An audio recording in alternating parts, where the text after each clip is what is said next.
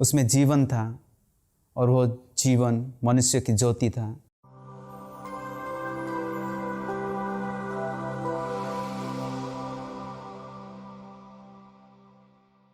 क्रिस्त में मेरे प्यारे भाई और बहनों, आज के सुसमाचार में यीशु कहता है, मैं जो शिक्षा दी है वो आत्मा और जीवन है। हम आगे पढ़ते हैं, पेतरुस कहता है, प्रभु हम किसके पास जाएं? आपके ही शब्दों में अनंत जीवन का संदेश है। हम विश्वास करते हैं और जानते हैं कि आप ईश्वर के भेजे हुए परम पावन पुरुष हैं।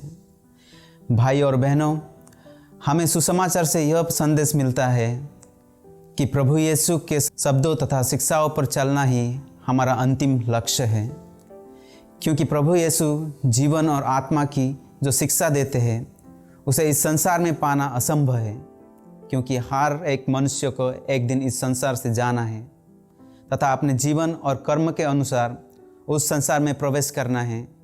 जब प्रभु यीशु आज के सुसमाचार में वर्णन करते और कहते हैं, तुम मानव पुत्र को वहाँ आरोहण करते देखोगे जहाँ वो पहले था, वह स्वर्ग राज्य है।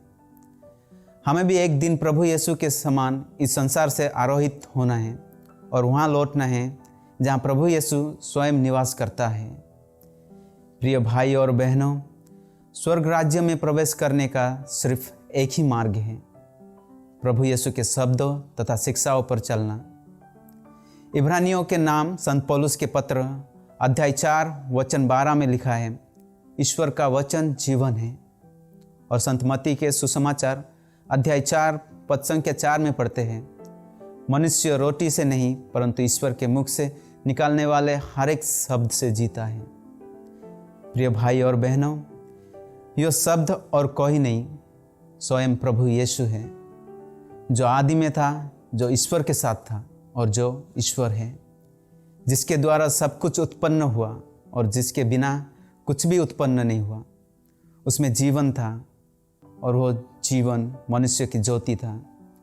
उसी ज्योति और जीवन को पेतरुस और अन्य शिष्यों ने अनुभव किया और वे कहने लगे, प्रभु हम किसके पास जाएं? आपके ही शब्दों में अनंत जीवन है। प्रिय भाई और बहनों, हमारे प्रभु यीशु हमसे यह चाहते हैं कि हम भी उन शिष्यों की तरह ईश्वर को जानें और उसकी ज्योति द्वारा अपने जीवन में आपसी प्रेम के मार्ग में जो पहाड़ियाँ बनाए हैं उन्हें समतल करें और प्रभु यीशु की शिक्षाओं पर चलकर हम भी उनकी तरह असीम विनम्रता, करुणा, न्याय, सत्य और आज्ञाकारिता को धारण करें। आमीन।